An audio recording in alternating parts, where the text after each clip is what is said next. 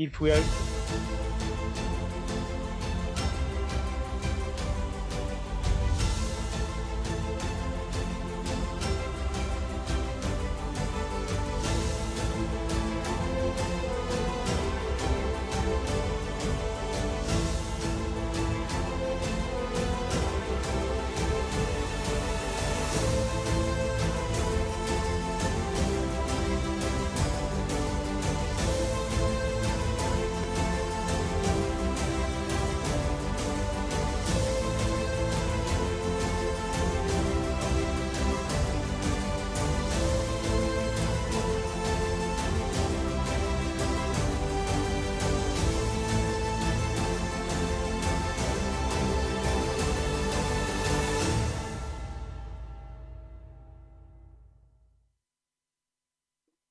Hello, good morning.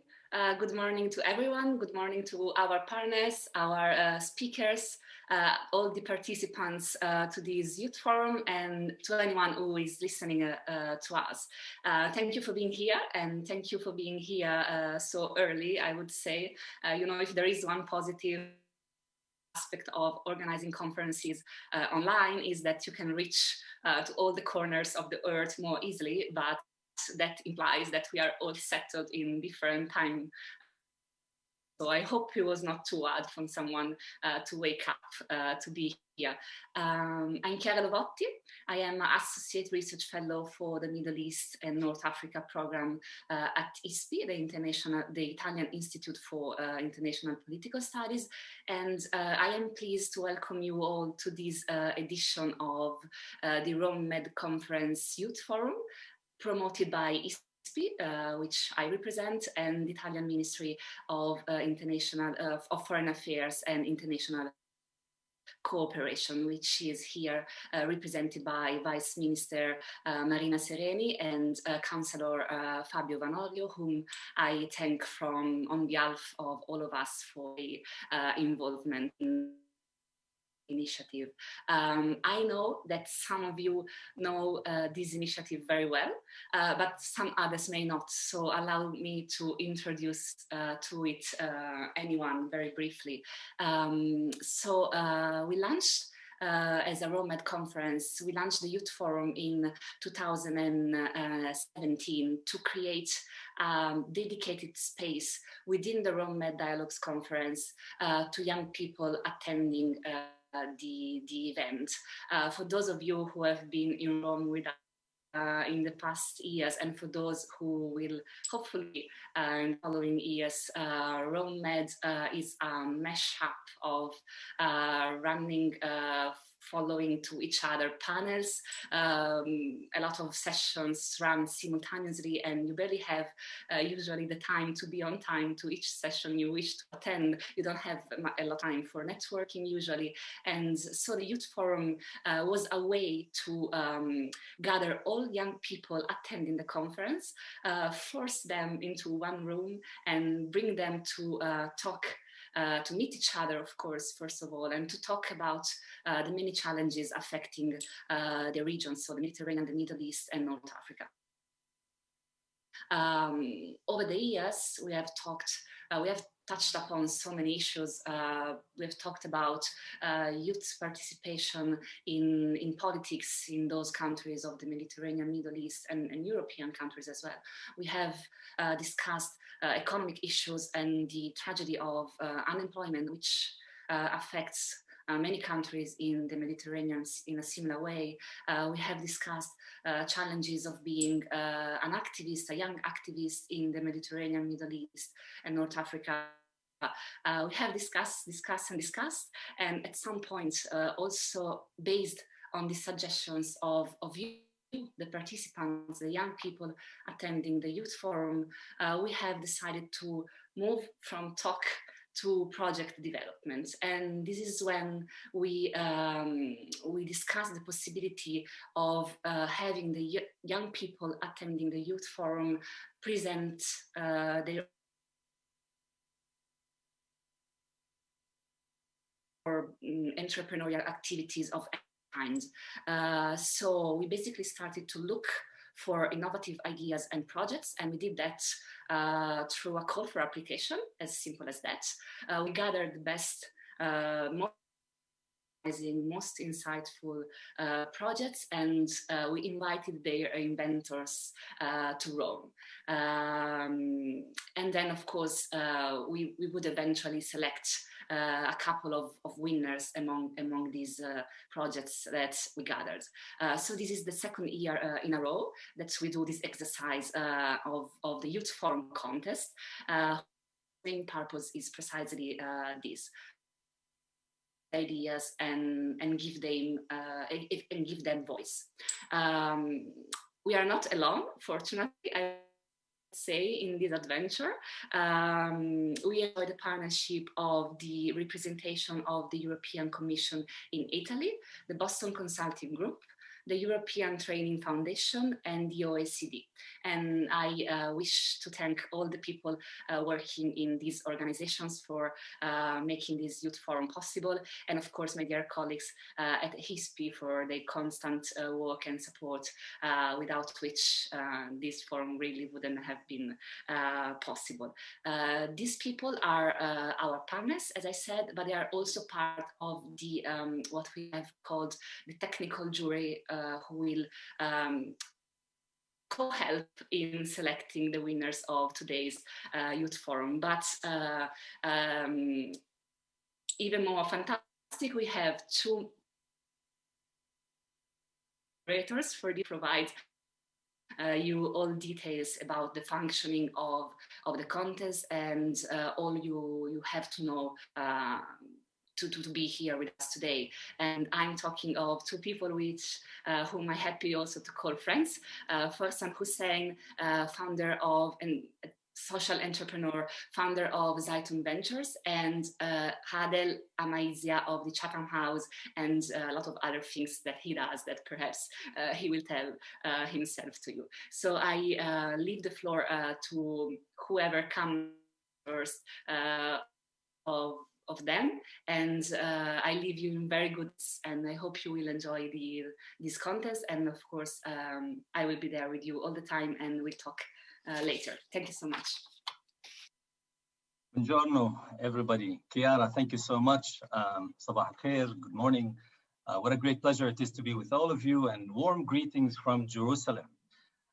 Really excited to actually be a part of this another year. My name is Fursan Hussein.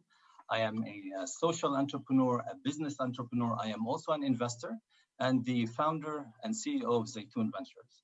Zaitun Ventures is an impact startup factory and a venture fund. We invest in already existing entrepreneurs, but we also create our own impactful ventures. One of our aim, very briefly, was really to support the entrepreneurial ecosystem in Palestine and support Arab and Palestinian entrepreneurs, but also create successful technology companies by bringing Arab and Israeli entrepreneurs together. So my involvement with MED has gone now for 4 years, and I'm so happy about that. And Chiara has pulled me into the Youth Forum very quickly. And for the past 2 years, I've had the great pleasure of co-moderating the Youth Entrepreneurship Contest with my friend Adel. So allow me, friends, for really just 1 minute to go over the contest in numbers, okay? And then Adel will give you the rules. So this year we have received 42 projects. These 42 projects were spanned across 17 countries, and they included 2 categories. 14 projects came from the business and new economic models category, and 28 came from the culture and civil society category. Now, within these 2 categories, there are different sectors. So allow me to just mention, we read and evaluated projects including, from education, health, telemedicine, including telemedicine, youth empowerment and job training, homelessness, urban innovation, food and food security. So really super exciting projects. And I'm also happy to see a couple of faces that are familiar, Marilena and Tariq. So thank you for joining us again this year. Very important and very briefly, there is a technical jury, and this technical jury has simmered down the 42 projects into the top 10 projects. And Adil obviously will elaborate in 1 minute about these categories. But we're very proud to say that out of the 10 projects, friends, we have 50% of these entrepreneurs were females and 50% males. So without further ado, I'd like to give the screen now to my friend Adil to continue and introduce himself. Thank you so much, Forsan. A thumbs up if you can hear me, please. Perfect. Well, buongiorno, good morning, Azul Flaun, assalamu alaikum. Good morning, everybody from here from central London. My name is Adil Hamazi. I'm delighted to be here with you today for the MED 2020 Youth Forum second series, if you like. So very brief background about myself. I've had the pleasure of working very closely with governments and private sector with about 12 to 15 of the sort of countries in the region under the banner of the so-called Arab League states. Though, of course, we have a plurality of ethnicities when we're discussing entrepreneurship, engagement, and the economy. I also have a think tank hat with Chatham House, which I'm representing today. And at Chatham House, we've done a lot of interesting work in North Africa and beyond, looking at economics and entrepreneurship. And for all of the negative headlines that emanate from our region, one of the sort of, I think, stories that aren't told well enough is the synonym of tijara, entrepreneurship, trade, which used to define the region. But I would sort of say that we have almost a cultural amnesia when it comes to celebrating this due to the various bottlenecks from legislation to political risk. Now, moving on to the competition proper and to take you through the rules, regulations, voting, competition parameters for the forum. I speak very quickly, I know. Candidates from the European countries could only participate if they had a partner from the southern side of the Mediterranean, and to be more specific, across MENA. So we have the Mediterranean countries, but we've also gone into the GCC, and representing the Gulf today, we have our colleague Tariq Al-Ulaimi all the way from Manama. So I think Marrakesh to Manama was our geographical boundaries. Between the institutional partners mentioned by Chiara, who have been very generous, supportive, and encouraging, we formed a technical jury, as Forsan had mentioned, and as Chiara had mentioned, and we whittled down this aforementioned 42 projects to 10, which we have today. And these are, quite frankly, the top 10 projects. Based on a methodologically robust process, the jury has selected the top 2 projects. So while this sort of constitutes half of the decision making, the rest will be decided by you in the audience today via the polling mechanism, which you will see at the end of the presentation, pitches to pick your favorite projects. The decisions between audience and jury will merge to select a final winner. So the parameters for the selection process, and I really ask you, please, everybody focus on me for just a second if you are looking at your coffee. The parameters for the selection process, we ask you, the audience, to be guided by these. I'm going to say them very slowly. The pertinence and quality of the contribution. Project feasibility and completeness. How realistic is this? Great ideas, if they don't make sense financially, ma'a salama, good luck. Creativity and innovation. What is the USP? What is the comparative advantage? How different is this, we're saying? The relevance to the MENA region. If it's something that is so green that it should be in California and maybe doesn't belong to the legislative ecosystem that we have in a specific country, maybe there's a question mark. The future vision and prospects. What does this look like going forward? Is there a market? In the spirit of the Barcelona process anniversary, money, markets, mobility. What does this look like when thinking about these projects? And then, of course, the potential for the project to develop. I will be putting the criteria in the chat as well, as Florence has asked, and this will go for all of our colleagues. Each presenter will have exactly 3 minutes to present their projects, and that's 3 minutes a la Stockholm, not a la the region. So I really ask you to be very, very timely within the 3 minutes. We'll then have a 2 minutes Q&A. and a warning for presenters and entrepreneurs, and we've also presenters, entrepreneurs, and movers and shakers. As moderators, Forsan and I, as I said before, our reputation as enforcers precede us. So, like I say, 3 minutes is 3 minutes is 3 minutes, and we'll give you a 30 seconds warning to wrap up.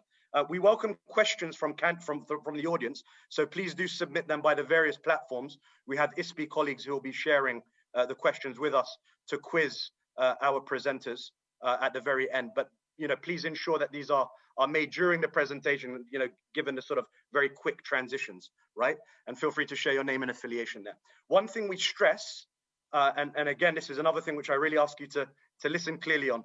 In order to ensure parity, valence, fairness, equity, please do stay to the end.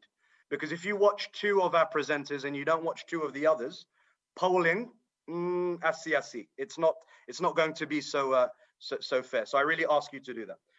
During the poll tallying, we are delighted to have in store a very interesting presentation on the Arab Youth Survey, which I highly recommend everybody engages and looks at to try and understand what can be done, as well as policymakers in terms of visibility, financing, and so on and so forth.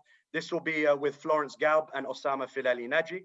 The announcement of this year's winners will be made soon thereafter with Italy's Vice Minister of Foreign Affairs and International Cooperation, Marina Sereni. The cash prize for the 2020 winners will receive €2,500. Sorry, I got everybody excited there. And this will be from one of each of our categories. So the idea is that for each presenter, Forsan and I will oscillate in presenting. And with no further ado, let the games begin. Forsan, over to you. Thank you, Habib Adil. Thank you very much. And I'm not going to speak much, but I'd like for all of us now to fly to Egypt. We have a fantastic entrepreneur, Mahmoud Abid Rabbu, who created a project called Decentralized School Systems, and that falls in the category of culture and civil society, and specifically in education. Super exciting project that talks about, obviously answers some of the needs in COVID-19 era. Mahmoud, the screen is yours. And you have, Mahmoud, again, you have 3 minutes. At 2.5 minutes, I'm going to interrupt you. Okay. Good morning. My name is Mahmoud. My project is Decentralized School System. Daily life of many nations has changed since COVID-19 pandemic. Many sectors have suffered great impact, especially health and education. Students suffer from the unstable process of education because of the virus. Since the first wave of COVID-19, we have worked hard to create a platform to establish remote learning and live exams. During current testing process, technical departments are doing all missions from streaming live tests, collecting answers, then giving results back to students. This centralized process of education is long, slow, and inefficient. So we are about to finish our platform, Decentralized School System. Using it, the teacher can do many tasks, such as can publish exams, can receive answers from students, can correct answers and send results back to students. Also, teacher can publish courses and books, PDFs, and multimedia files. Also, teacher can chat with a student or a parent. The development of this process, of this project is done. Now we are translating the user interface into 4 languages. Until we can fund the marketing process, we are working, we built our website called vivost.com and an Android app called Vivost. We are working hard to establish the idea of remote learning to reduce physical contact between student and teacher, and to reduce the exchange of documents during the education process. Thank you. Well done. Thank you very much. And that actually took you only 2 minutes and 15 seconds. Fantastic. We have then more time for you to answer some of the questions. I just heard you that you said you're translating the platform into 4 languages. I'd like to know which languages these are. But also think about, I'm going to ask you a couple of questions. If you could maybe write them down and then elaborate so that we don't have this go back and forth. So what languages are these, Mahmoud? The other thing is, clearly this is a project for a COVID-19 era, right? Well, what happens tomorrow? We're going to have vaccine. And let's say, you know, if COVID-19 is not an issue, what would you do? How would you pivot? Would this still be relevant? And tell us also about the financing. What is it that you really need to reach your goal in the end? Okay, the first question, the 4 languages are Italian, Spanish, English, and Arabic. The second question was after the pandemic. Okay, I think the future is the future of remote learning, of a new technician, of online education, because viruses can occur regularly. When I was a child, we saw many viruses also. It's not a one-time wave, not one virus, but it's regularly happening. The third question about funding, I could complete the project by myself as developing, but marketing, I am not expert in marketing. I can't reach investors. So the fund will go to marketing, not development. The development almost completed. And maybe in 20 seconds, tell me a little bit about your technical team. Do you have developers, and who are they? Okay, I don't have one man show. I don't have a technician. I studied the languages and IT also, the two. Okay, bravo, Ali. Thank you very, very much. Well done. And now, Adil, take it from here. Thanks very much, Forsan.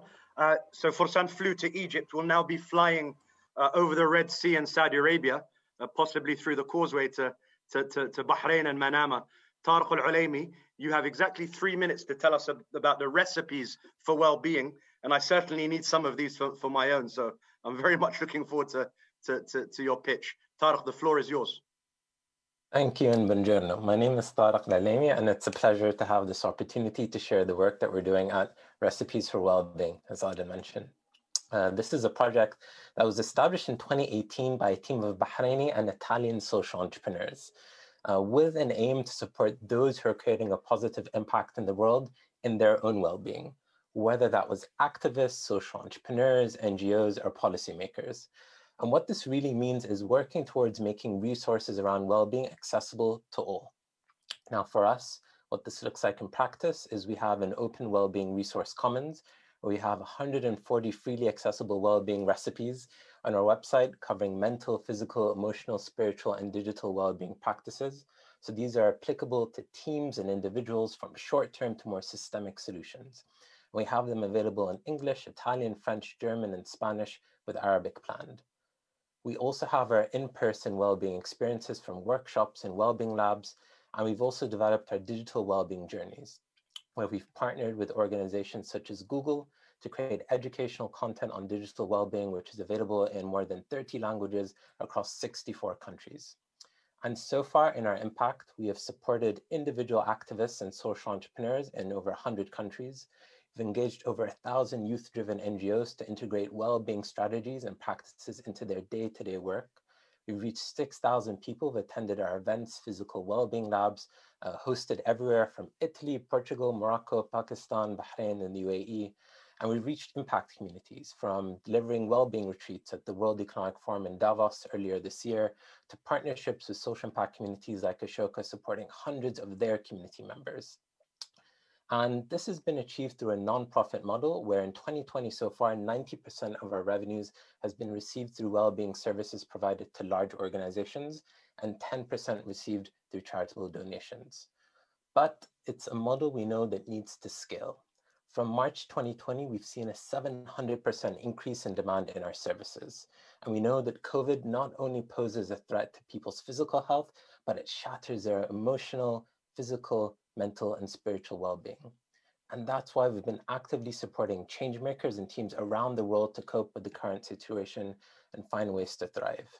And that's also why we're motivated to participate in the Med Youth Contest, to highlight this model and need for such holistic well-being approaches, and to identify potential partners to expand our offerings further in the MENA region. Thank you very much. Thanks very much, Tariq. Could you sort of start by sort of very briefly sort of telling us a little bit about your sort of understanding of this very subjective term, well-being? In fact, we often refer to it as subjective well-being, and I know some countries in the Gulf have specifically looked at this Bhutan-inspired gross national happiness, as it were. Could you tell us a little bit about your understanding of well-being, and on the incredible growth that you've seen, is 700% that you mentioned? Could you tell us a little bit how COVID propelled this or exacerbated this, and what you see in the near future for the project, as hopefully Pfizer and Moderna et al. Bring us back to the level of normality on this planet? Absolutely. Thank you so much, Adil. So for our definition of well-being, it's around holistic well-being. To integrate the mental well-being, physical well-being, emotional well-being, spiritual well-being, and digital well-being together. Our focus is on not so much the individual. So there's only so much self-care you can do. It's really about how do we together in communities come and create cultures of care, strategies of care, practices of care. So our more easier or simpler practices around those 5 different dimensions. But then it really goes further to that when you start to talk about systemic well-being, and when you talk about climate change. What does it actually mean for a community to still be well in their emotional well-being and their mental well-being whilst they're being affected by a climate crisis, by a drought, and also with the activists that are really fighting towards that. Within the economic context, it's really defined in the context of the care economy, which is a segue to your sort of next question. This is the sector which is the largest growing sector in jobs, according to the World Economic Forum. It's something we've seen a great potential and need for as well. And what we see now as COVID and what has propelled it is that teams who have already been burnt out, and I think can speak probably for many on this call, who've been doing incredible work, really pushing hard. And COVID really came at a time where both it allowed us to slow down, but also really speed up. And I think people really realized just how unwell they were in their own practices, in their own teams, the patterns that are arriving, and COVID is just an amplifier for that. To what has already been there in the burnout culture amongst activists, and we're happy to support them in that. Thank you very much, Tariq. Over to you, Forsan, for our 3rd contestant. Thank you, Tariq. Thank you, Adil. Friends, I would have loved for you to fly to Syria to meet a wonderful entrepreneur, Haidar Anbar, though unfortunately Haidar is not able to connect and be with us live. So we're going to show a video of him presenting his project. However, allow me first to say that this is really one of the most ambitious projects I have seen. It is called Design an Integrated Sharing System to link the different medical facilities remotely with a central unit. One of the greatest tech gaps in MENA is health tech. And we know that the world is going through this incredible artificial intelligence revolution, and telemedicine is one of the most important things that we need to get right. And so I wish Haidar were here with us, but let us see his video. And we're not going to have any questions, but maybe we'll connect with him later offline. So please show us the video. Hello, my name is Haidar Anbar from Syria. I am a biomedical engineer, graduated from Damascus University First of all, I'm really glad that I am recording this video right now, and I am really excited that I am one of the participants of this contest, and I'm really excited that I'm going to share my ideas and my project in this contest. About my project, it's one of a telemedicine application. It's an integrated sharing system to link the different medical facilities remotely with a central unit. This special system to facilitate the process of providing telemedicine services using modern information technology such as the internet. The existence of a high-tech infrastructure of internet connection system has allowed us to develop some low-cost system to support telemedicine services.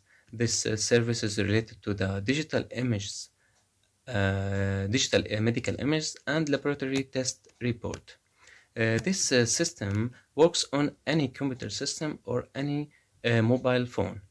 The system provide a real participation in the distance education sector and scientific research.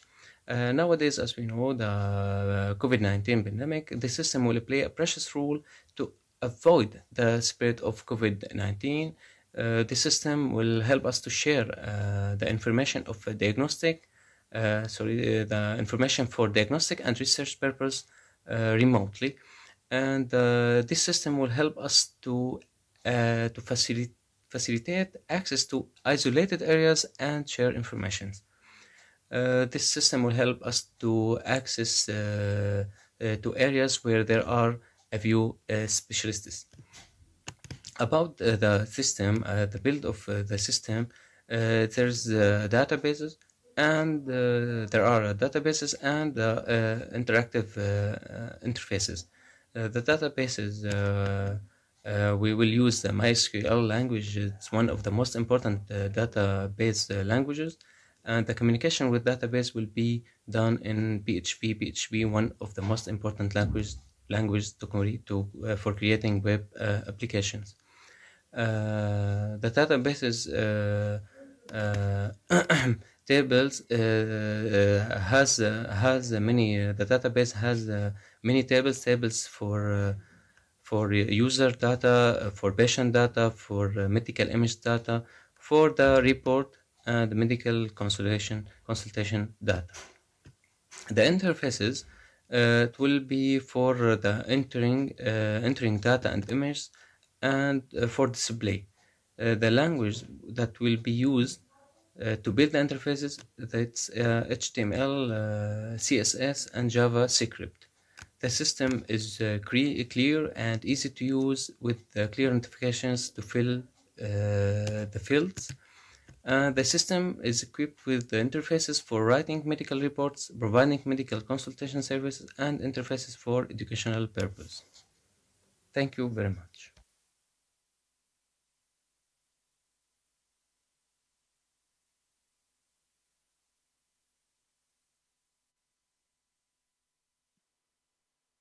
We can't hear you, Fursan.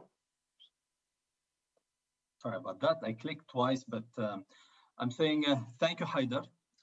Definitely ambitious, wonderful project, and I'm sorry that he was not with us physically to interact with him, questions and answers. Adil, the screen is yours. Let's go through the next project, please.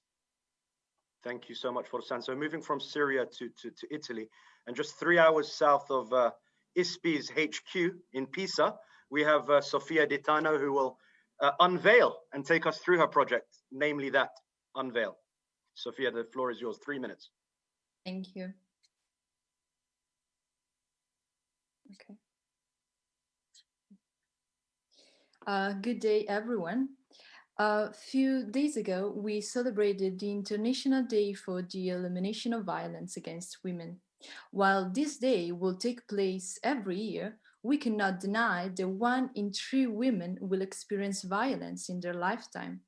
The pandemic has raised of approximately 75% of violence help requests in Italy. More than half of those cases will never see a final resolution and will be dismissed by the victim themselves. The worrying implications are violence becoming the only way to resolve conflict for future generations and relegating it as a private matter rather than a serious harm to human rights. The question is how to make a concrete change in our lifetime.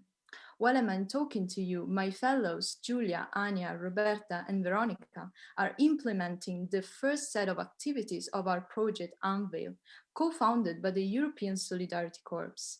They are reaching 500,000 teenagers from home to home in digital classrooms. A peer-to-peer learning experience intends to build tools to prevent domestic violence, to recognize it, and hopefully to defeat it. A community of young people who can carry it on through daily behaviors and action of dissemination. It is about shifting cultural paradigm, fighting gender biases, and unveiling violence in any context. To act in the local community is crucial, but it's not enough. Violence and toxicity have no boundaries. What we are doing from our privileged position can be replicated elsewhere. We are therefore initiating exciting conversation with peers from Tunisia and Egypt, including a regional representative from the UN Major Group on Children and Youth and the African Voice Hub, and beyond all the way to the UAE. Through our mentor, we are also exchanging ideas with youth from Mozambique and will host local experts in our activities to benefit from their experience in an intergenerational dialogue. Will it be possible to scale Unveil worldwide? Eradicating violence starts from education, safe spaces, clear reference points, and 30 seconds, please, Sophia. 30 seconds. Yes. Policymaker, the private sector, CSO, innovator, and each one of you can contribute to capitalize the effort in this battle of civilization. And we all want to become no violent fighters against violence. I thank you all. Thank you so much, Sophia, and lovely infographic there. The sort of two quick questions we sort of have for you is, you sort of refer to this incredible target, which is incredible, to reduce the episodes of violence in each community by 1%. First of all, could you elaborate a little bit on what this looks like in terms of on-the-ground reality beyond the numbers? And the second question is, you refer to the public-private partnerships and engagement with civil society. Could you elaborate a little bit on what this looks like and who, you don't have to tell us who these partners are, but at least their, the types and how you're engaging with them. Sophia. Yes, thank you for your question. Well, the aim is that every single participant will contribute to reducing violence by at least 1%, as to show that only together we can make a concrete change. And about our partnership, we like Unveil. It's easy to scale because you just need a violence or a discrimination to unveil, and it's everywhere. So we need to also talk about with the private sector. Also in workplaces, violence and discrimination are everywhere. So we need to ask to scale Unveil worldwide. And just on the partnerships, Sophia. Yes. About our partnership, we are a young team. I am 21 and my fellows are 20. And we have the support of a no-profit organization in Italy, which is called Eduactive. And in July, we won the contest at the European Solidarity Corps, and we had the chance to be co-funded by them. And we hopefully will have contact in Egypt and the UAE, where there are lots of our peers that are interested in Unveil, and they want to share this project in their schools too. Thank you so much, Sophia. Before I pass on to Forsan, just a very brief re-emphasis. At the end of the presentations, we'll be polling with you guys in the audience to pick your favorite two presentations. And just to re-emphasize those parameters for sort of your vote, if you like. So it's pertinence and quality of the contribution, pretty self-explanatory. Project feasibility and completeness, creativity / innovative content. How different is this? Is it genuinely a USP, if you like? Relevance to the MENA region, not to Asia, not to South America, but to the MENA region. Future vision and prospects, and the potential for the project to continue on a steady upward trajectory. Just a mini re-emphasis. Sorry for that. Over to you, Forsan. Thank you. Thanks, Adil. And we're going to stay in the cultural and civil society category. We're going to stay in health, and we're going to fly together to Syria to meet Paula Ibrahim, who has a project called COVID-19 Emergency Health Response in Syria. Paula, you have 3 minutes, and I'm going to interrupt at the 30-second line. Go. Okay, thank you. My name is Paula Ibrahim, and I'm going to talk about my project of COVID-19 emergency health response in Syria. The main goal of the project is to support and accompany 1,000 vulnerable families in the context of the COVID-19 in Jaramana, Syria, and achieve 3 main objectives. By the end of the intervention, 1,000 families have raised their awareness. By the end of the project, 1,000 families have received a hygiene kit. By the end of the intervention, the families develop an essential tool to cope with the COVID-19 crisis. The life cycle of the project is as follows. First phase, 2 weeks, preparation of the staff, raising awareness, cap assessment, to define the problems and develop a list of selected beneficiaries. Second phase is visiting families and to provide a card for each family to receive a hygiene basket. The third phase is hygiene distribution, and the kit components is in respect to COVID-19 regulations. Beneficiaries are 1,000 vulnerable families from Jaramana, and the registered families will be selected according to a vulnerability assessment in which the economic situation and health condition have primacy. The state of the development of the project is Jaramana. It's a large district located at the east of the Syrian capital, Damascus, and it received a large number of ITPs during the past years.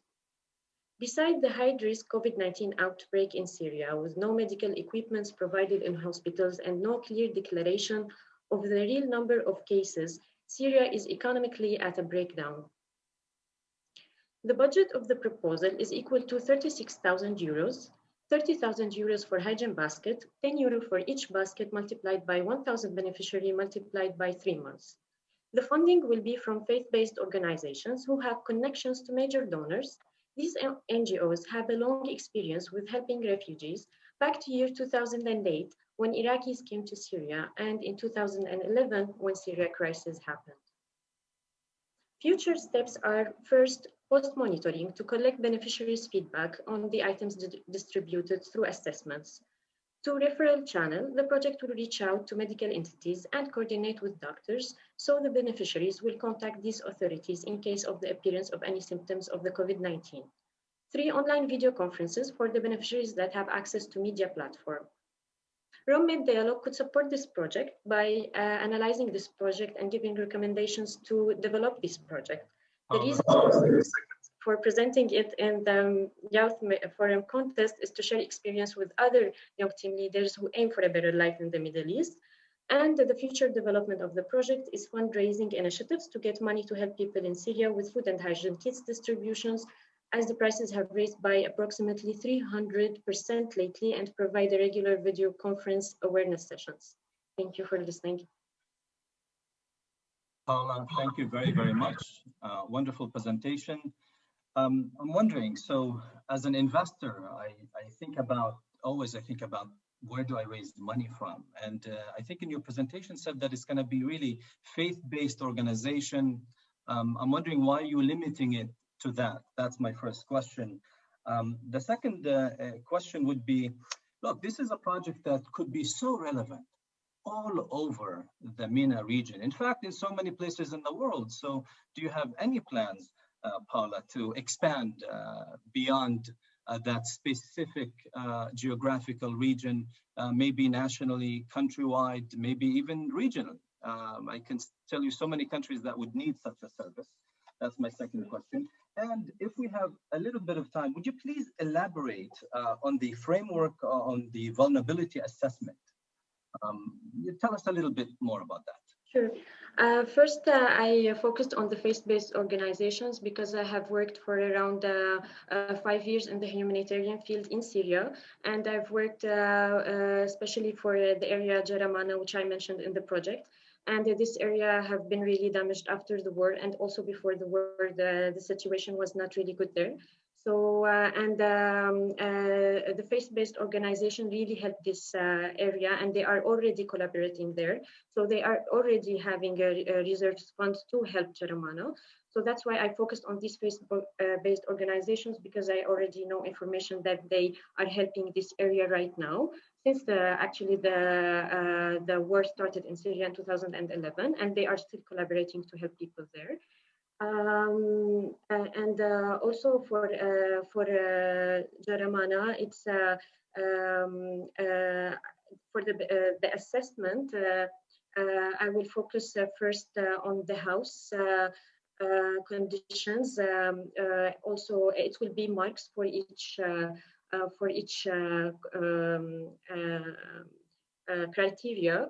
So for the house conditions, for the number of people in the family, for the unemployment level, for maybe if someone have a disease in the family or not. This criteria will be really critical and detailed. And once in the first phase, in the 2 weeks, the selection will be only if the criteria were high. The points were high. To expand this project nationally, I hope I moved to Brescia, Italy. I'm starting an international business in Brescia University, and this is, I think, one step to develop my knowledge and I'm willing to keep coordinating with the faith-based organizations in Syria and to help even if I'm a bit far away.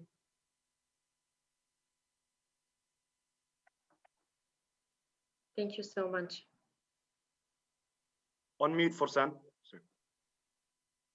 Again, thank you, Paula. Perfect answers, perfect timing. Adil, take the floor.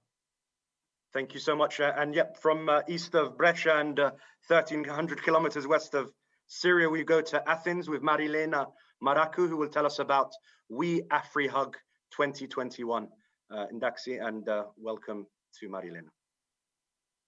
3 minutes. of the overall population are under 30. Young people are facing challenges in contributing to the social and economic development in their countries. According to the World Bank, a pool for skills is needed from the labor market and from the society that involves reform beyond the education system. What do you think about these statistics? My name is Marilena Maragu, and I'm going to present you We AfriHug 2021. We AfriHug, it is an educational project of Youth Makers Hub. It's being implemented in Africa every year with a different edition. It started back in 2018 on a voluntary basis, based on donation and an online crowdfunding campaign. While in 2019 and 2020, it got a fund from the European Commission. The vision is to bring closer Africa and Europe. The methodology is based on training seminars, non-formal education, and experience sharing.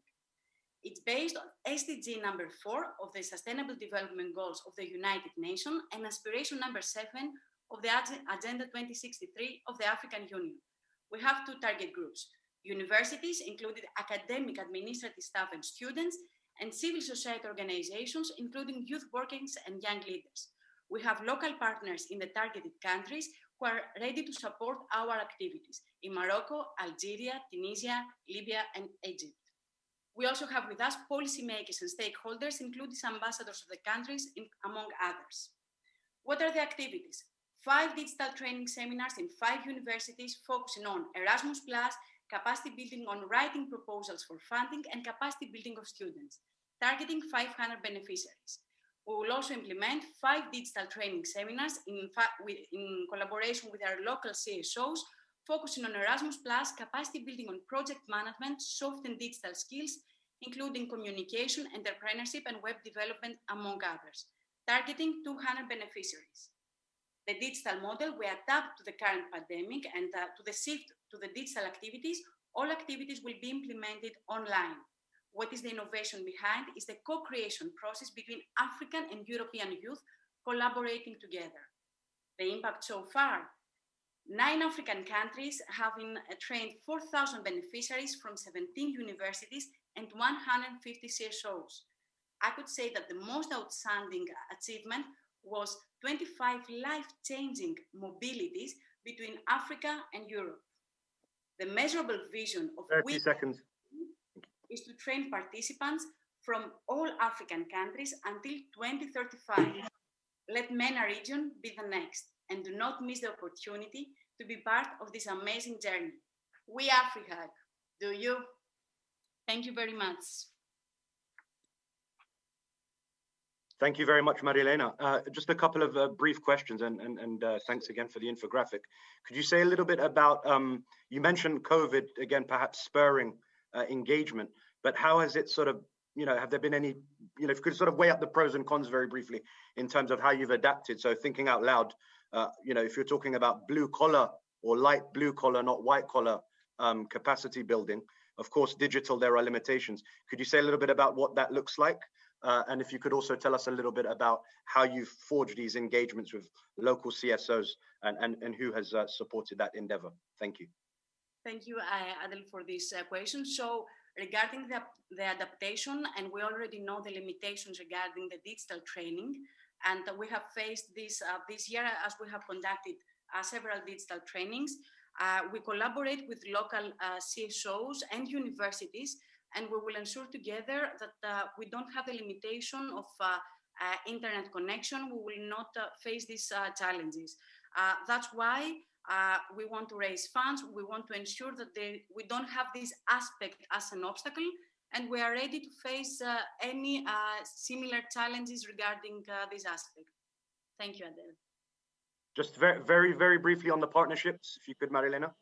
Second question. Can you repeat the question about the partnership? You mentioned local CSOs. How did you go about, creating and forging these bonds? Okay. So, since 2018 that we operate this project, when we visit the countries, we create partnership. I'm also a member of the AU-EU Youth Cooperation Hub, and we are experts around Africa and Europe collaborating together. So through this network and the networks that we already have, we have partners all around the African countries who are willing to collaborate and host these activities. I hope I covered your question. Yeah, thank you. I'd love to see more EU-AU engagement in all spheres, so excellent. Over to you, Forsan, for our sixth or seventh. So I'm taking you, Adil, and everybody to your home country, to Algeria, to meet Bushra Masoudi, who has a project called Irada. Irada, for all you to know, Irada is will or goodwill in Arabic, and this happens to be a project that I personally relate to because we have done work with Down syndrome population here in Israel and in Palestine. And Bushra, the floor is yours. 3 minutes. I'm going to stop you at 2.5. Hello, everybody. I have the great pleasure to join you, Bushra from Algeria. I believe that being different doesn't mean being disabled to do things, but to do them greatly in your own way. Irada in Arabic means will in English. Our logo, as you can notice, holds 2 colors, yellow and blue, which both signify to the Down syndrome community. Irada is a youth-led initiative based on volunteering to include Down syndrome community. Our goals are to draw a better image about this community and motivate their parents to go forward with them and give them space to innovate as well as understanding them. This leads to integrating them and prove that they are productive individuals. We also aim at improving their abilities on arts and education, importantly, to enhance their self-independency. By all of this, we envision in the future to have socially equal Down syndrome individuals, self-confident and contributing to the national economy. Irada started in 2018 as a social media platform only, as we didn't back then have financial resources to lead activities. However, this struggle kept us motivated to look up for financial resources that ended up by winning grants, fortunately, in 2019. Then we could implement some activities before that the COVID hit us. Now the struggles are no more financial, however, are about how can we be active during this pandemic and how can we sustain the project after that. Our activities varies from online and offline activities, and now we are more into online activism. We lead awareness campaigns on social media through sharing medical and psychological information about Down syndrome, along with national and international success stories. We have an organized team that work on social media, in addition to monthly webinars. After the pandemic, we will continue doing training workshops on arts as we have done in 2020 by the beginning. We will do workshops on arts, handcrafts, and education to give those individuals space to express their interests and learn new things. We will also do seminars for parents and the general public to know them more, ask their questions, and most importantly, make them know that this community matters and we have to deal with them as we deal with any other persons. Bushra, 30 seconds. Yes, it's done. Wonderful. Thank you very much, Bushra. What a great initiative. I have a bunch of questions for you, so maybe you want to, remember, write down. First of all, I'd like to know in numbers, how many people, how many hearts have you touched, which leads me to also, how do you measure your success in the end, Bushra? You also talked about connecting to policymakers.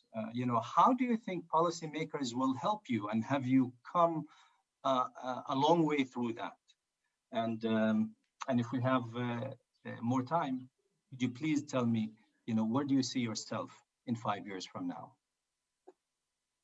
Okay, so for your first question, I guess that you are asking about statistics. And unfortunately, we couldn't have any official statistics about Down syndrome community in Algeria, because when I started working, I wasn't like a legal organization that can ask for those kind of things. And until now, I am not an official organization. We couldn't yet organize ourselves. So I don't have any statistics. However, we could gather a group of adults that we worked with our first activities in 2020, which were 7, and I guess that more wanted to join us.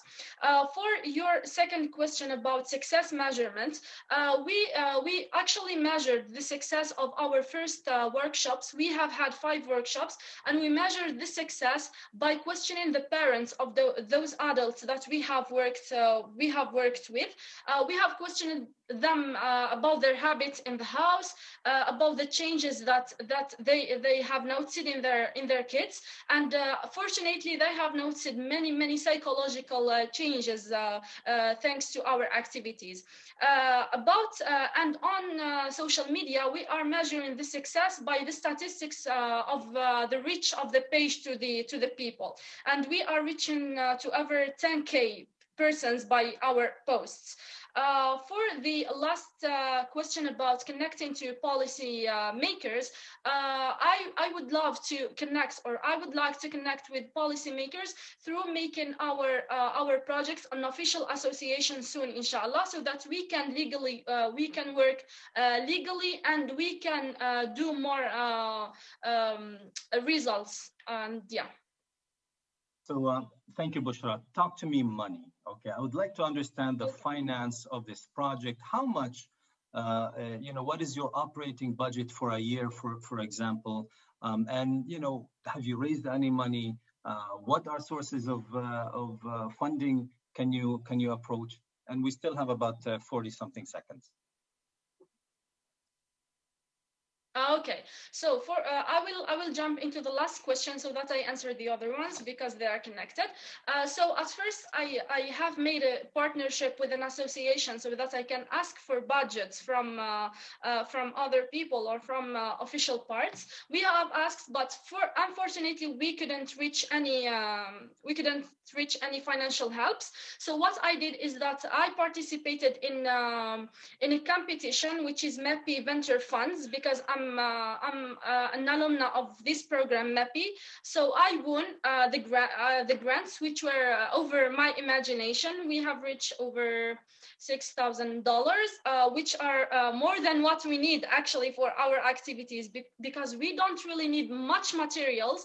We need only materials to draw and to do handcrafts. So I suggest that the estimated budget that we need per year is no more than $800.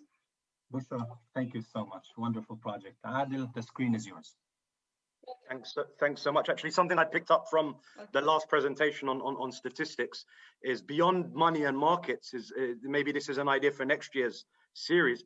Is addressing data poverty in the region and access, because beyond money and markets, entrepreneurs need data, and that's something that we hope will be supported in the years to come as we emerge out of the pandemic.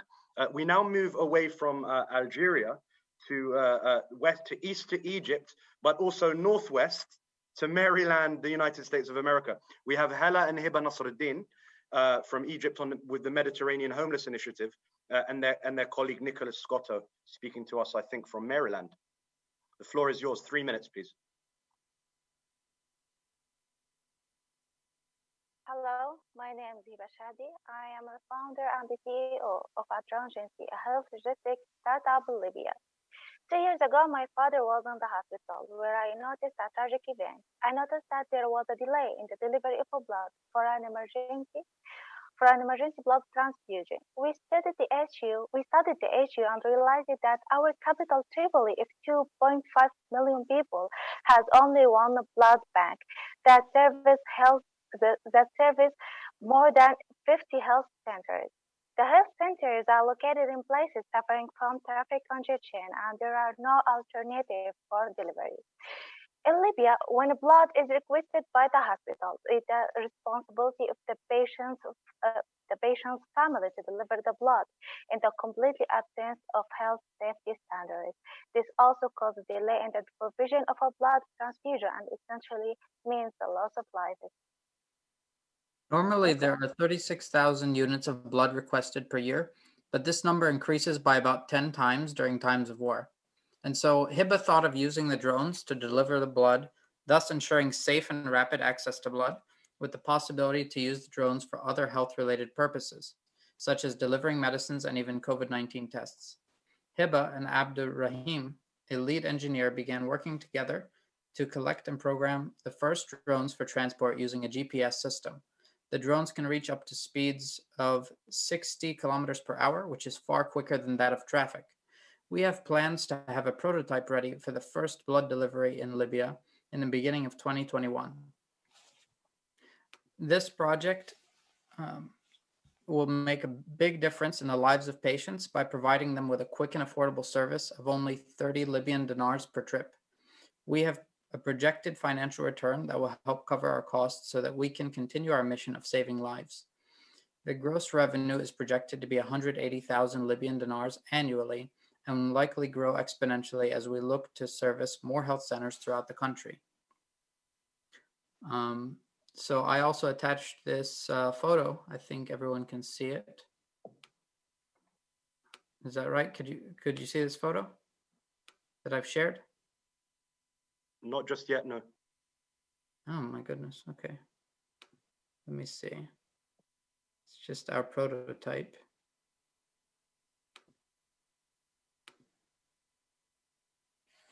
Okay, it's visible? Yeah. Yes. Okay, this is one of the drones that the first drone that Rodency created. Hiba is actually amazing. She was able to create a complete drone by herself, and she even programs the drones herself in order to use the GPS functioning. As you can see here, there's the box to carry the blood, as well as it can carry any other health-related functions like medicine or even COVID-19 tests. And this is just a prototype, so it gets the point. It can go from A to B, and it has a carrying capacity.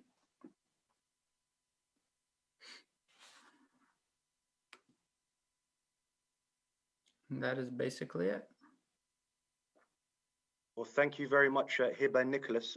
I must stress that I previously introduced the Mediterranean Homeless Initiative rather than Dronegency, as we have two Hibas on our list. But it's no worries at all, and very pleased to see this presentation. Just a couple of questions to come back to Hiba and Nicholas. Could you tell us a little bit about what scaling up looks like, and also telling us about your cooperation with health institutions, no doubt in a country facing both a pandemic and conflict at this current juncture? And how would you describe your progress so far with this respect? Yeah, definitely. So we're actually currently just looking for a sponsor as of now, someone who's admires what we're doing and is willing to help. But the thing is, there's, like we said, there's 2.5 million people, and there's only one blood bank. So what we want to start off with, since there's about, I think there's 50 hospitals in Tripoli. Therefore, we want to just start with one hospital at a time and grow from there. A mini semi-political follow-up, if I may. Unfortunately, drones have often become synonym in Libya for other reasons. How do you sort of embrace drone for I don't want to use the word good or bad because I don't want to make this a political discussion, but how is there an embrace of such technology? Is it something that you're finding attractive in the university bodies and so on and so forth? I think definitely, because this is the first time this has been done, something like that, I think, in the entire continent of Africa, possibly. And it's something new. It helps the people. They've had times of war. And so there's been a lot of need for emergency blood transfusions. So yeah, I mean, the government, we're looking to get government permission soon. And I think a lot of the young people will be in full support for what we do.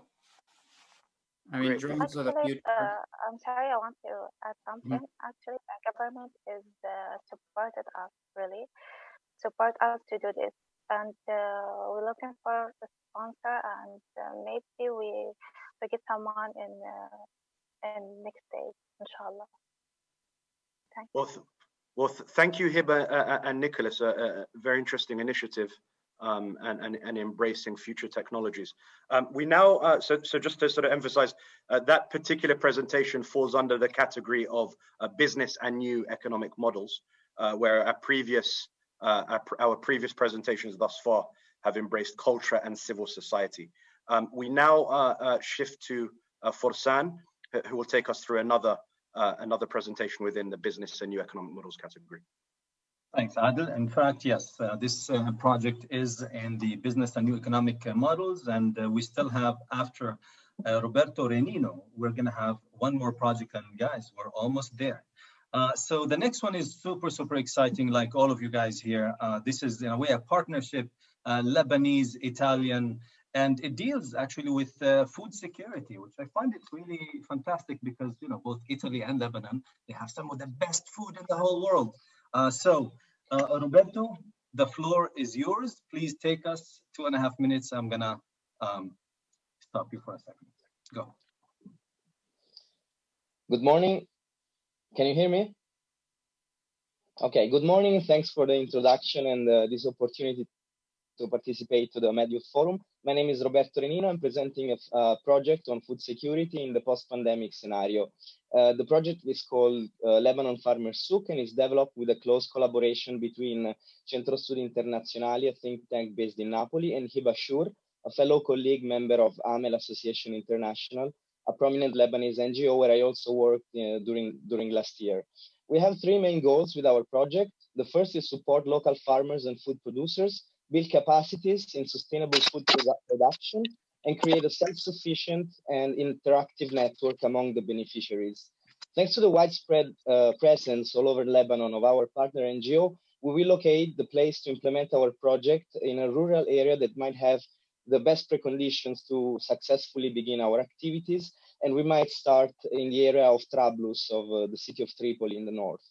The implementation will follow 4 main phases and will go from gathering local farmers and food producers, then fundraising, appealing to local, regional, and international donors, then capacity building sessions and trainings involving experts on food security, sustainable food production in order to wisely use the available resources and to decrease production-related waste, and then disseminate knowledge on home agriculture and food processing to develop small businesses of production, retail, and delivery.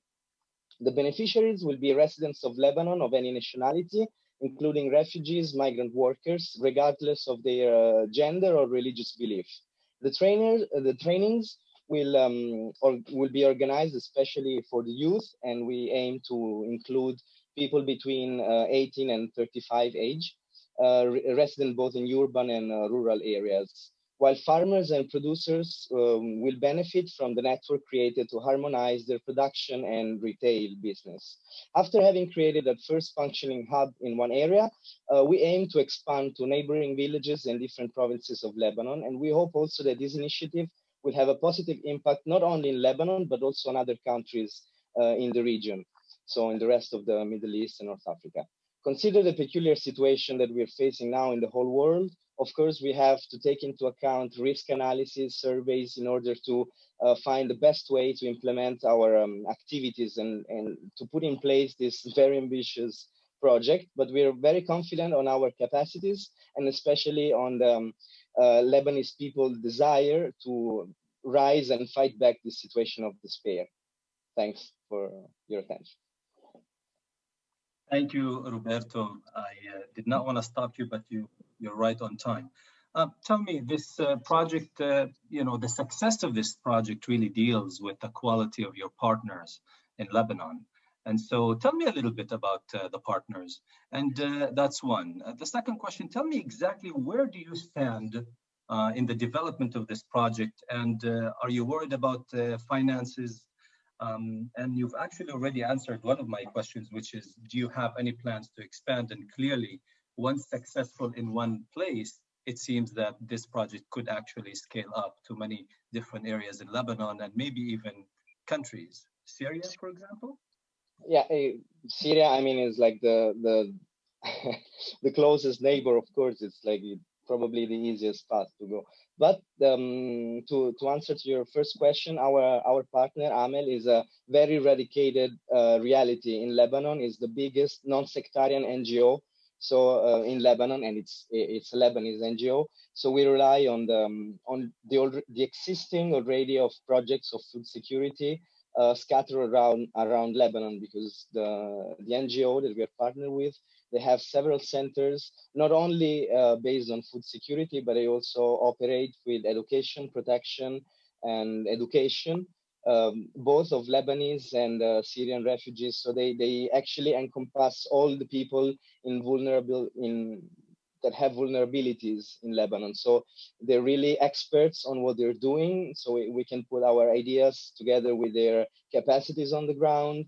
And that's basically for the feasibility of the project. Also the financing, still the NGO has a lot of connection, has a lot of already appealing of funds for the other projects that they're putting in place. And we can contribute with other, as I was saying, fundraising and calls for international donor, regional ones. And I think that like food security projects are really appealing also because of something that are fundamental, especially in this situation of crisis, but not only in the COVID-19 situation, but also to prevent other crises and to be able to deal with next and future crises and challenges that Lebanon will face. Roberto, thank you very, very much. A wonderful project. Now I would like to give the screen back to you. Adel, presenting our last entrepreneurs. Thank you so much, Fursan. That went very quickly because it's all been so very interesting and dynamic. So back to the future, I'm going to reintroduce Hala and Hiba Nasruddin from Egypt, and they'll be taking us through a project, namely the Mediterranean Homeless Initiative. Hala and Hiba, you have the final 3 minutes of the presentation part of the contest. Over to you.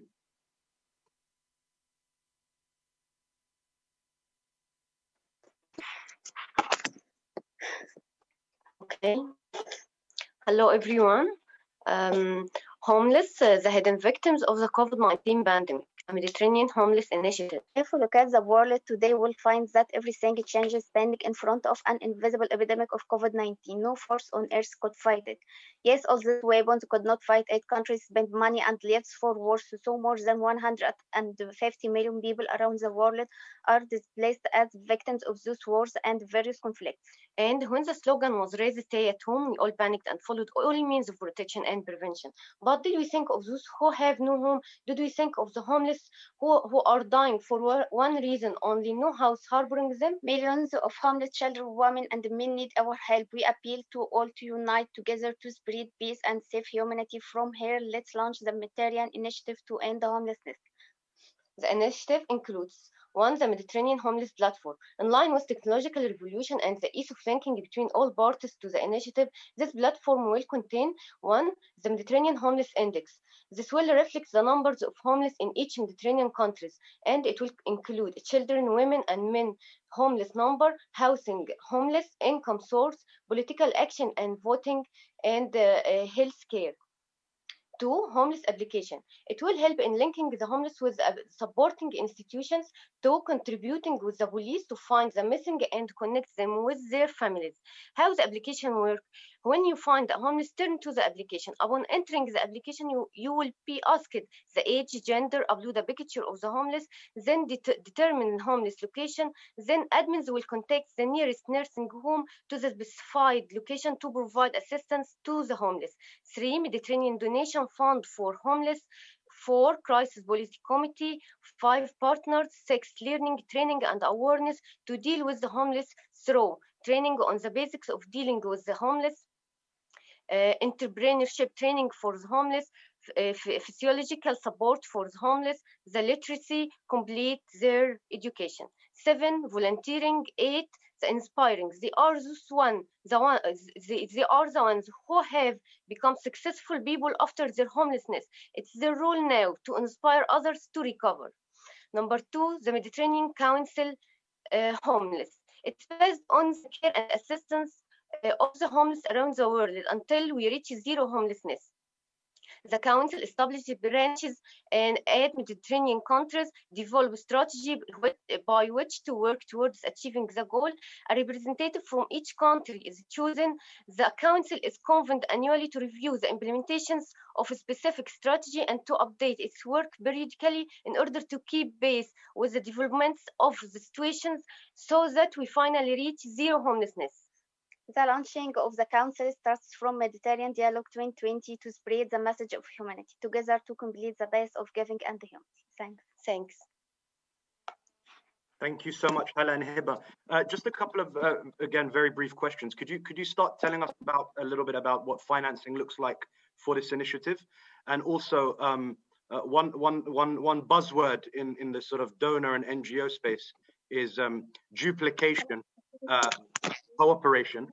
So how do you plan to work with people who are already in this space?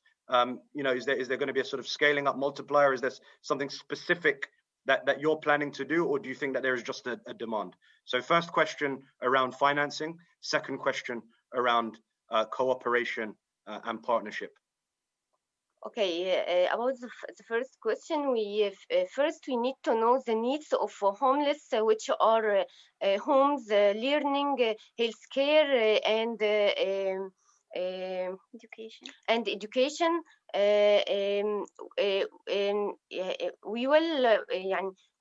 We can fund through organizing and advertising campaign through or led by Mediterranean youth to raise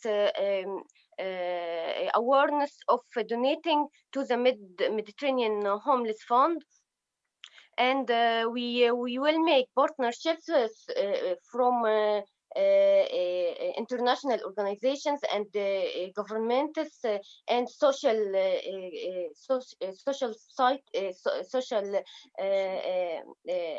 civil society in each country that provide homeless with health care, nursing homes. And we also indicated that platform will provide homeless with entrepreneurship training, so they can open or start their own projects. We will turn to self-financing of the initiative.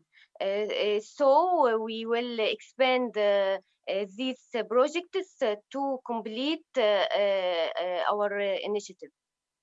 About cooperation with organization, it's not an individual initiative, so we will need cooperation or we welcome cooperation from all sides, and we will try to communicate with all institutions that work with homeless, and this will facilitate directing the homeless to be the institutions that support their conditions through the mobile applications that will receive the status of the homeless. Thank you so much, Hiba and Hala, for answering the last question of 2020 Youth Forum or Med 2020 Youth Forum's youth competition. Thank you all for such wonderful presentations, which will no doubt add value in the civil society or capitalist business and economic space. So I thank you immensely from my side. Unless Forsan has any words from his end, we'll be passing on to Chiara Lovotti, who will take us through the mechanics around polling and introducing our Arab Youth Survey presenters, Florence Gaub and Osama Filali Naji, before we move to Vice Minister Marina Sereni, who will announce our winners. Chiara, thank you so much, and thanks to all. Thank you, Adel. Thank you very much. I must say I was impressed by so many ideas from all of you, by the passion that you put in your work, and also allow me to say I was impressed by how professional you are, despite your young age. Thank you to our moderators. You have been fantastic, Adel and Forsan. We are running behind a few minutes, so for the sake of time, let's go strictly right to the poll. So we open the poll since this very moment. For those of you who are connected through the MED platform, at the top right of the page of the platform, you should have a button called polling right next to the discussion chat button, and you will have to click on that. Once you click on polling, a slide should appear. I hope everything will function correctly. A slide should appear, first slide, summarizing all the titles and of course the names of the creators of these projects. So it's a list, and you have to pick the one you have your favorite one based on the criteria for selection that Adel has mentioned before. He has mentioned them twice, so I hope you memorize them. So pick your favorite one. You have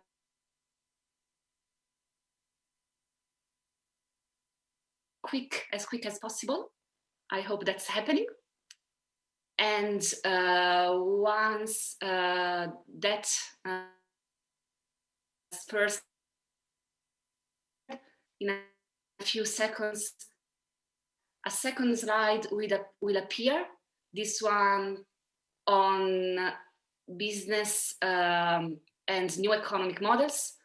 So mentioning the two projects from this category. And once again, you will have 30 seconds to pick your favorite on that category. And once you will all have submitted your votes, these votes will be mixed, as we said before, with the votes of the technical jury. And in a few minutes at the end of this contest, we will mention the winners. I hope all is functioning properly. And now, while this vote happened and while we elaborate, I'm pleased to give the floor to Florence Gaub, Deputy Director of the European Union Institute for Security Studies, the EUISS, and his colleague Osama Filali-Naji, founder and CTO at Arab Research and Advocacy Bureau. They will present key findings from recent EUISS Arab Youth Survey, so very timing and accurate with what we are dealing today, on arrangements that European governments specifically and other policymakers all over the region should can adopt to streamline their assistance, to leverage the demographic dividend and create the conditions to promote youth empowerment across the Middle East and North Africa region. If we have time at the end of this, I will be pleased to open up to a couple of questions. Of course, if we don't run too much late. So pleasure is mine now to hand it over to Florence for her presentation. Thank you, Florence. Thank you, Chiara, and lovely to see all of you. We'll be very quick because we are short on time, and also perhaps slightly below your expectation, we can't fully share results with you, and I'll explain in a second why, because we are running a bit behind schedule that with our survey, and Osama will explain in a second what's happening.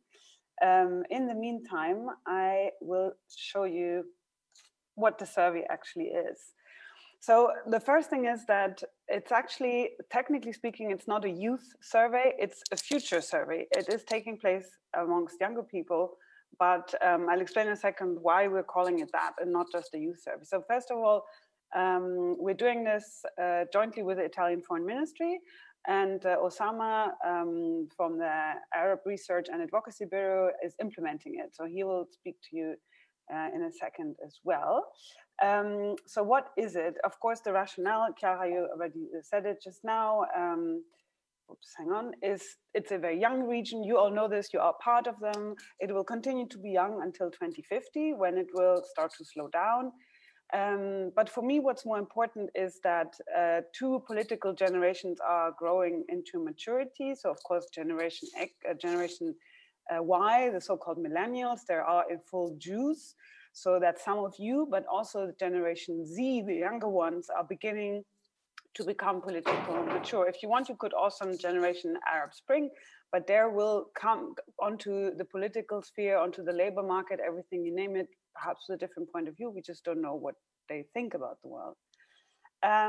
Why a survey? You know, it's no secret that none of us can travel, and for people like me, that's pretty awful, because we can't be close to you and understand what's going on with you. So Osama and his team are being basically our eyes and ears on the ground. And then lastly, perhaps also worth mentioning, youth are very important for the EU in general. So there's a council decision on youth and external action. There's also a youth strategy, and of course, you know, the global strategy. So that's just the official rationale behind it. But I think all of these reasons together are really, I think, quite enough. Now, before I give the floor to Osama, how is this different? Or when Osama and I started talking about this, we said we want something that's different from existing surveys. And what you see here on the right is not from our survey, it's from the Arab Youth Survey, which is also a very, very good survey, of course, but it doesn't look at the future, it looks at the issues. So really what we're trying to contribute or to try to do differently is very much in line with what all of you have presented today, is we want to look to the future. We want to get out of the conversation of today. We want to get out of the misery and the depression. Every survey, Arab Youth Survey or others, show that young Arabs are depressed, they want to emigrate, they think life will be horrible and miserable. There are very good reasons to feel that way. But we were wondering, what can we do that's different? Well, how can we get out of this conversation? How can we leverage something constructive? How can we change a bit the conversation? And that's why we started this survey. And I think, Osama, this is your cue. Sure. Salam alaikum. Hello, everyone. Can you hear me well? Yes. Okay. So essentially, we are focusing on 4 main countries, which is Morocco, Egypt, Libya, and Palestine. And we've focused on the design of the focus group to mitigate for any potential bias in the participants' answers. So we've done a lot of research. We found that the ideal size of the focus group is about 8 people. So it's enough people to have a conversation, but not so much that the conversation begins to influence other people's ideas significantly and reduces time for each participant to actually convey their opinion in the allocated focus group time, which is about 1 hour. The average age of the participants is roughly 28. And we've made sure that for each of the 4 focus groups, again, in Morocco, Libya, Egypt, and Palestine, there is a demographic balance in the focus group design. So, for example, let's take the Palestinian case. We make sure that there are both men and women present, both employed and unemployed, both Christian, Muslim, and atheist, etc., etc. So when we hear the responses, we're trying to understand what the response of the Palestinian youth or the Palestinian people are towards their future, and not necessarily what do Muslim men think about their future.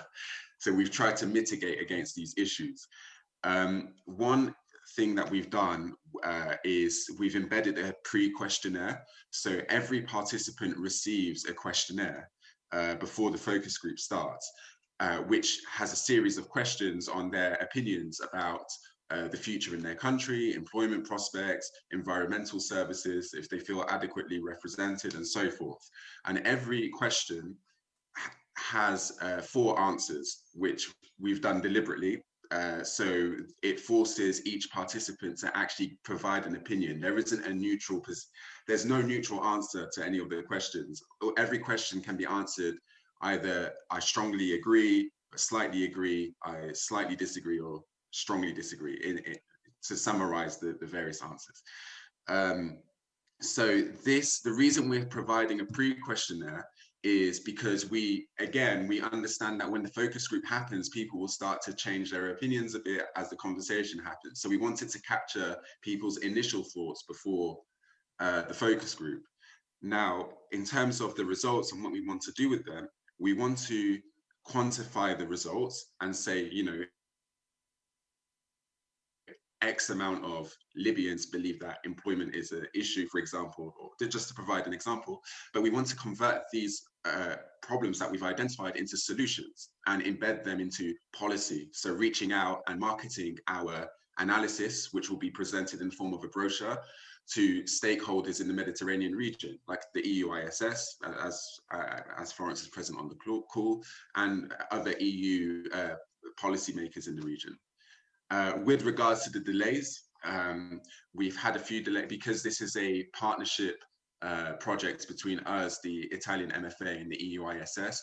We just had to make sure that all the paperwork, the MOU, was put together, and we signed everything properly, made sure that the contract, we all agree with how this is happening. And I didn't want to, I wanted to make sure that the focus group was sophisticatedly planned so that the results aren't deemed redundant by many people. So this is why it's taken, we're slightly behind, we're about 2 weeks behind schedule, but we will have the results this year. And yeah, I think it's very exciting. I'm looking forward to it. Okay, thank you, Osama. You made it clear the responsibility is entirely ours. So it's nothing on the ground that caused the delay, even though perhaps if I go back for a second, firstly, that is the Lighthouse of Alexandria. The lighthouse is often a symbol that we use in foresight or anything future related, so that's why I put it there. But the first question we got from people when we advertised participation, you know, why are you using these 4 countries and not 4 others? So as I put here, this is just the first phase. I think we will continue branching out as far as possible as we can to other countries, but we had to start somewhere. So here are a few examples of questions. This is, I think, where this survey is really different from other surveys, because we are really talking about the future, and we're trying to figure out how people feel about the future, what the future actually is to them, and actually even to you. When I ask you today, what is the future for you? Is it the end of this year? Is it next year? Is it 2030? Is it the 22nd century? And so forth. So it really, there are questions like that.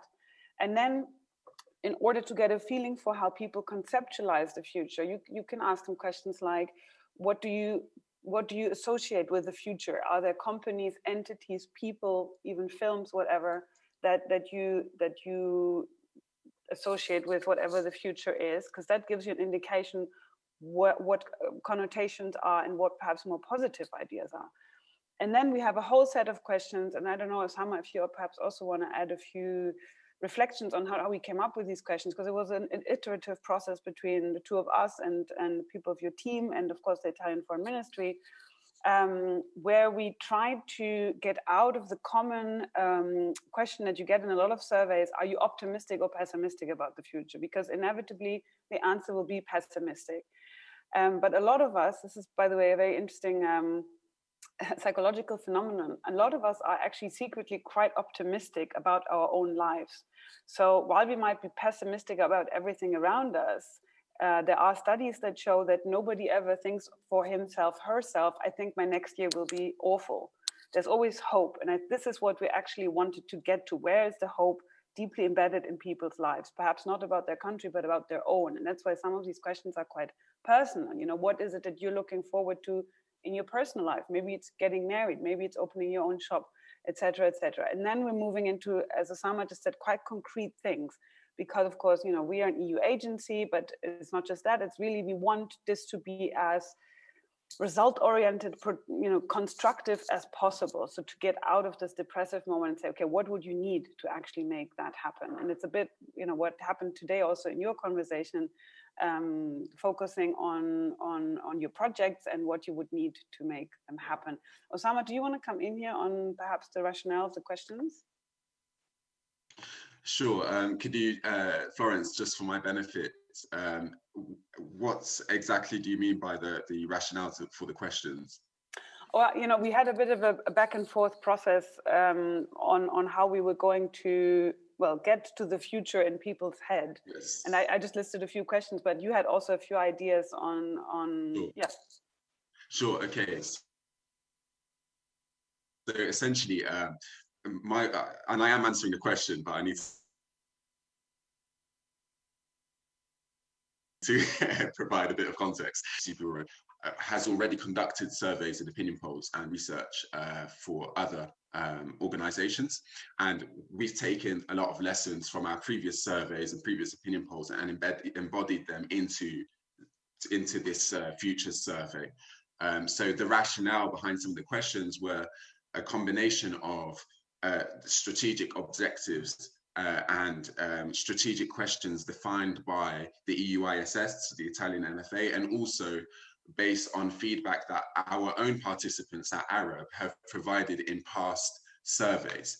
One example is the answers, where I mentioned that we've put answers on a 1 to 4 scale instead of a 1 to 5 scale to prevent neutral answers. We've learned that through previous trial and improvement at Arab Bureau.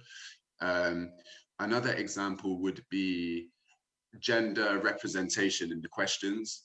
So for example, mentioning, obviously myself as a Muslim male conducting research in this area, I can have my own subconscious biases. So when I'm formulating questions that can be asked and answered, I may include questions that try to identify and capture oppression from various forms of oppression that I can see, but there are other forms of oppression that I may not be aware of, such as specific gender issues. And one individual in our team, Layla Dwaybi, she's our senior advisor, she's based in Palestine.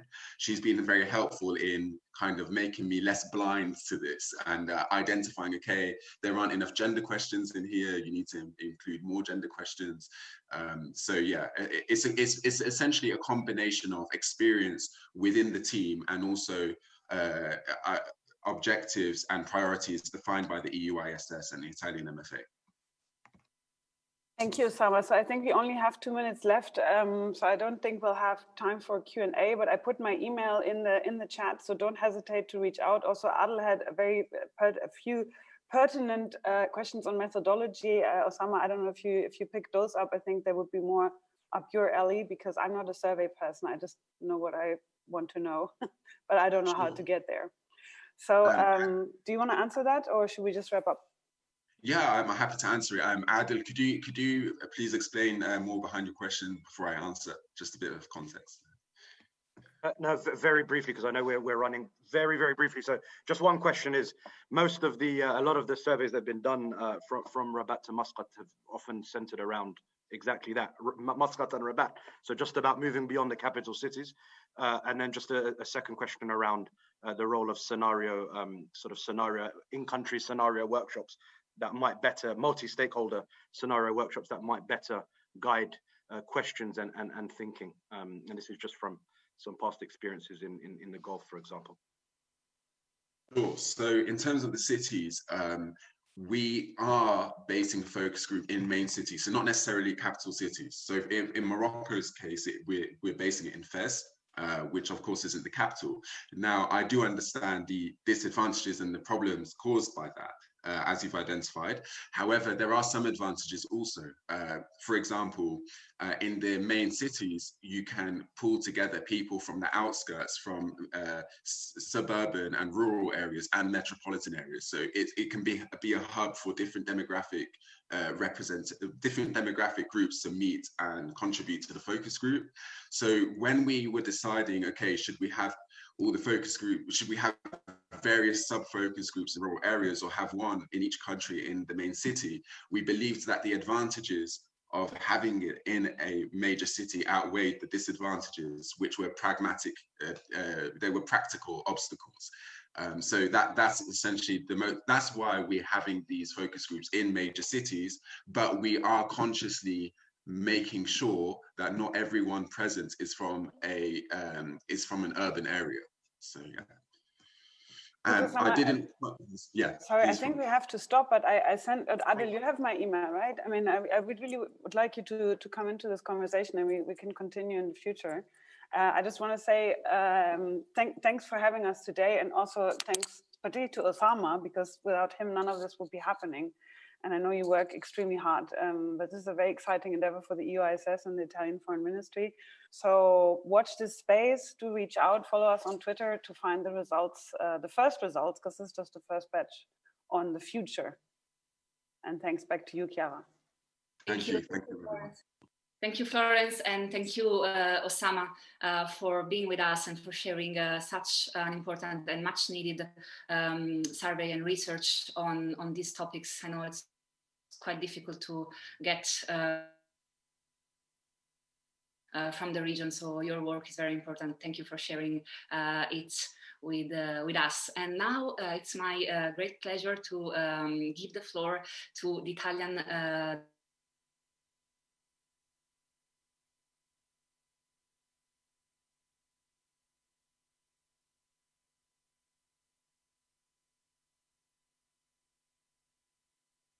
the hard task of the contest.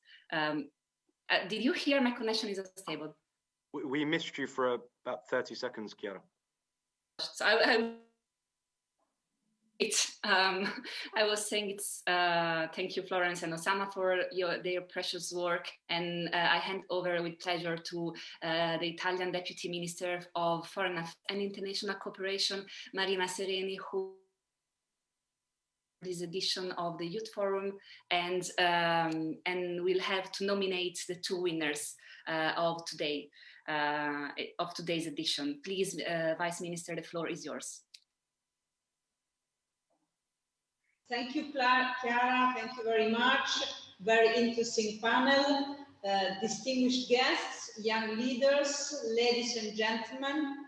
It is a real pleasure for me to take part in the second edition of the Youth Forum, organizing the framework of Rome dialogues by the Italian Minister of Foreign Affairs and International Cooperation and ISPI. Let me congratulate with the finalists of the Youth Forum contest for their important contributions.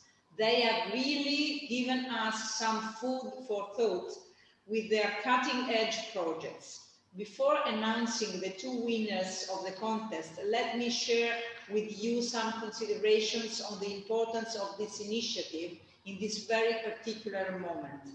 The pandemic is severely affecting youth all over the world, particularly if we consider the long-term economic and social consequences of the crisis. This is certainly true for the MENA region, with 60% of its population being under 30. Young people in the region face the highest unemployment rate in the world, estimated at around 27% already before the crisis. COVID-19 has disrupted the education of nearly 110 million children and young people, and as distant learning methods are not always applicable in countries with weak digital infrastructure. For young women, the situation is even more challenging. Women in the Arab world are estimated to lose about 700,000 jobs due to the pandemic. Young women are twice as likely as young men to fall into the neither engaged in employment or in education or training category. COVID-19 has acted as an accelerator of global trends, and it is likely to lead to an increased brain drain across the southern shore of the Mediterranean. According to a survey, more than 40% of the approximately 200 million young people in the MENA region have considered or are actively considering moving to another country. This is particularly true for countries with the most fragile institutional settings. Despite these challenging circumstances, young people around the world have been fighting the pandemic with great determination and courage. They have played an active role in mitigating the crisis and preparing for us recovery. Youth organizations in the enlarged Mediterranean and beyond have been conducting awareness campaigns, volunteering to support the elderly and the most vulnerable, offering online training courses, sharing data and information, engaging as researchers or entrepreneurs to respond to the COVID-19 challenge. The current crisis could therefore be seen as an opportunity for governments in the enlarged Mediterranean to innovate by encouraging greater participation of youth in society, by supporting the reforms they demand, by listening to their projects and innovative ideas. These are crucial steps to develop together a positive agenda in the Rome and dialogue spirit. And this is the key message of this year's youth context. The Italian Foreign Minister for Foreign Affairs and ISPI have promoted for the first time an open competition. Young Mediterranean participants under the age of 35 had the opportunity to present their innovative and creative responses to the current crisis and support post-pandemic recovery in the area.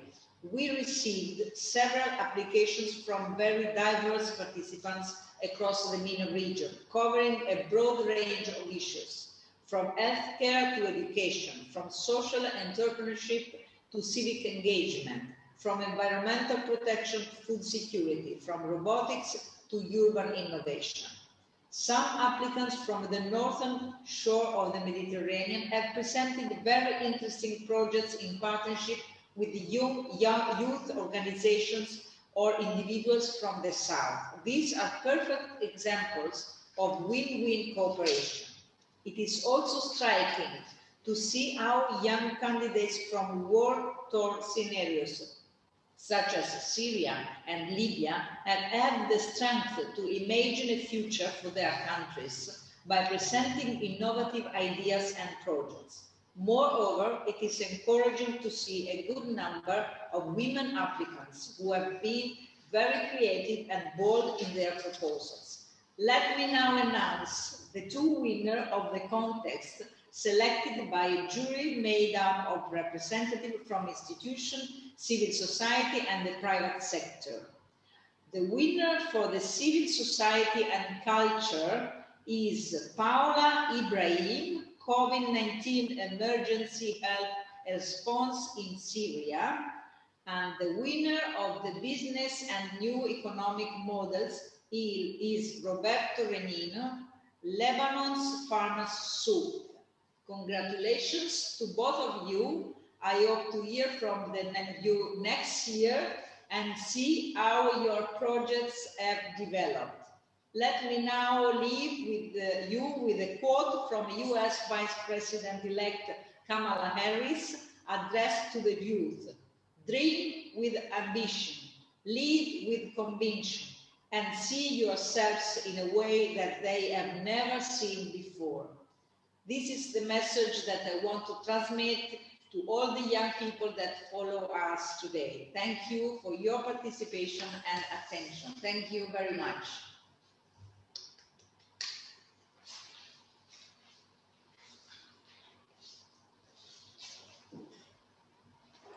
Thank you, Vice Minister. Thank you very much for your closing remarks. I now hand it over to either Forsan or Adel. I don't know who comes first for a few comments. Thank you all very, very much. Wow, what an amazing contest this has been. Friends, I'm gonna keep my words very, very brief, but I look at the chat here and I see the words that you've all said. And what I see is that these are all excellent initiatives. I see that these are initiatives and entrepreneurs with passion. You're all amazing, inspiring and innovative. And I am very much inspired by all of you. I am moved by all of you. You're all stars. Honestly, you are all winners. Even though only 2 people are leaving today with a check, but you are all winners. And at this point, I'd like to actually invite Roberto Renino with Lebanon's Farmers Souk. And Roberto, we're gonna keep just a couple of minutes here for you and I to chat. And what is in my mind is, really behind every great entrepreneur, there is a story. So tell me, what has inspired you to start this? And in 2025, when you and I meet at Med again, where will you be? And where will the souk be? Maybe even in 2030. So the floor is yours. Take a minute and a half. And Roberto? Well, first of all, thanks everybody for this opportunity again. And I'm very happy. And probably also my colleagues in Lebanon will be. Well, it's probably the most complicated question of any time, but I started this idea because I actually worked in Lebanon also with this association, with this NGO in Lebanon. I did research, especially in conflict resolution and conflict analysis. I actually studied the mediation process between ISIS and Lebanon in the border between Syria and Lebanon. So I was studying there, and then I get to know better the reality of Lebanon, especially the refugees, the camps, and everybody who's working actually to try to solve or at least to make the situation a little better. So I also wanted to contribute to this big and endless quest, I think. So at the moment, I'm actually working in the context of pandemic, because here in Torino, I'm working in the contact tracing for the contagion of the COVID-19. So I don't know, in 5 years, I really don't know where I will be, but hopefully working in a conflict resolution situation and peace building maybe, but also without forgetting all this situation, especially food security, because it's probably the highest concern related to conflicts, wars, and everything, because we can talk about conflict, we can talk about politics, whatever, but people on the ground, the first thing that they need is food anyways. So taking an eye on the complex system, not only on conflict, not only on food security, is the most important thing. So I'll try to develop these skills and develop this, I don't know, feasibility of projects and everything. Hopefully to see you again in the next years, and hopefully to see this project implemented as it should be. Yes, that's hopefully it will work. Thank you so much. Very inspiring. Sorry, I'm a little bit emotional for the things. Well, as you should be. You know, this is very moving what you and all of them, all the entrepreneurs have done. So again, thank you for your contribution. Thanks everybody for being with us. Adil, I loved co-chairing this with you. So the floor is yours, my friend. And please introduce the next winner. Right back at you, Forsan. It's always a pleasure. Thank you so much. Delighted to be part of this. And now we congratulate Paula Ibrahim. Well done on winning this year's edition within the category of culture and civil society. Elf Mabrok. Thank you so much. Congratulazioni. I tried my best to say that right. And now, Paula, if just in this sort of minute and a half, could you tell us a little bit about, asking you what inspired you? I don't know if it's the confluence of the conflict and the pandemic, but if you could tell us about what inspired you to take this on, but also on the question that Forsan had mentioned to Roberto about where do you see this in 2025? Hopefully, we're going to overcome this vaccine. So what next, and how do you adjust, scale up, and maintain relevance and networks and the social capital that you have accumulated through this project? Paula, over to you. Okay. I want first to thank you so much all for all the efforts that have been done for this event. And I want to thank you first for the opportunity to highlight the challenges in my country, Syria, and for giving me this opportunity to share experience with my other colleagues, and for also who has presented very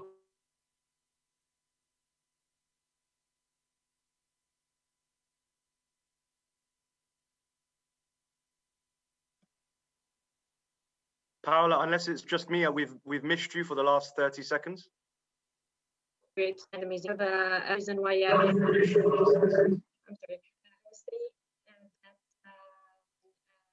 Paula, sorry, we missed you for about 30 seconds. Could you rewind 30 seconds? Sure. I was saying that working with the humanitarian field was the first reason that I have seen all the difficulties that have Syria has noticed in the past years.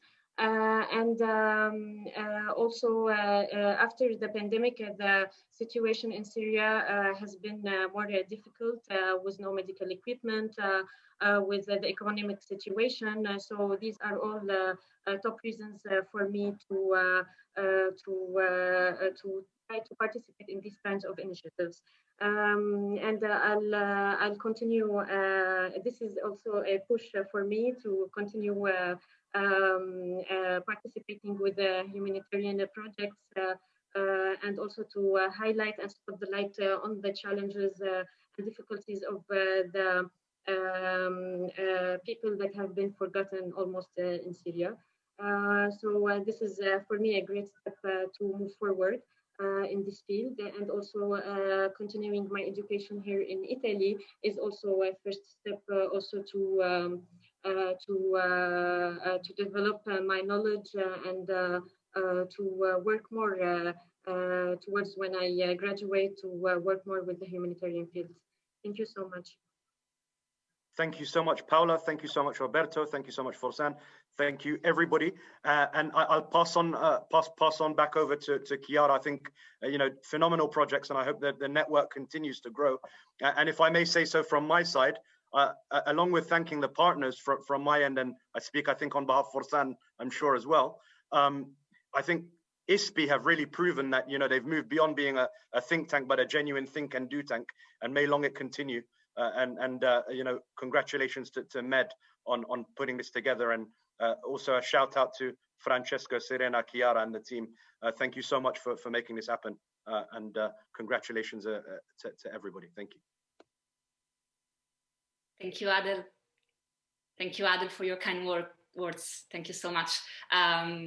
Just a final word on the contest. I'm so happy to have been with all of you today. And I should say, even though a couple of people today will leave the screen with a prize, there are no losers, clearly, in this panel. Each of you wins something every day with the precious work that you do. I always feel so much inspired when we have these youth meetings within the RoMed conference with ISPI and the Italian Ministry. So thank you very much. Thank you very much to all of you guys, of course, because you are really the ones that make this possible. Thank you to our partners, the Italian Ministry for Foreign Affairs and International Cooperation, BCG, with Marco De Masi and Pietro Romanin, the OECD with Pietro Gagliardi and Miriam Allam, the ATF with Floriana Folisi. I hope, of course, the EU representation to Italy with Paola Bocchia, and I hope I'm not forgetting anyone. If I am, I apologize in advance. And my warmest thank you to Adel, Forsan, Serena, Francesco, and Daniela for making this possible. And I do not say this like this, but I really believe we will be able to meet again next year's plural, hopefully in Rome, inshallah. Thank you so much to everyone. Thank you to our audience and everyone who was listening to this event. You have been great. And this is dedicated to all of you, to the winners, to all of you guys, and to our partners. Thank you. See you next time.